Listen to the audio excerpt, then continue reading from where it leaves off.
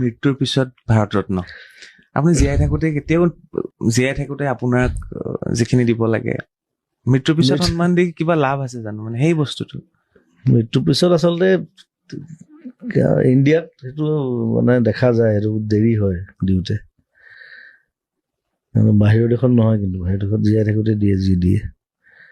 life time achievement হওক কিবা হওক আৰু এতিয়া ভূপেন দাক দিয়াৰ কাৰণে আমিতো সুখী চবেই সুখী ভাল পাইছো সেইটো খালি মই ভাবো যে তই আগতে পাব লাগিছিল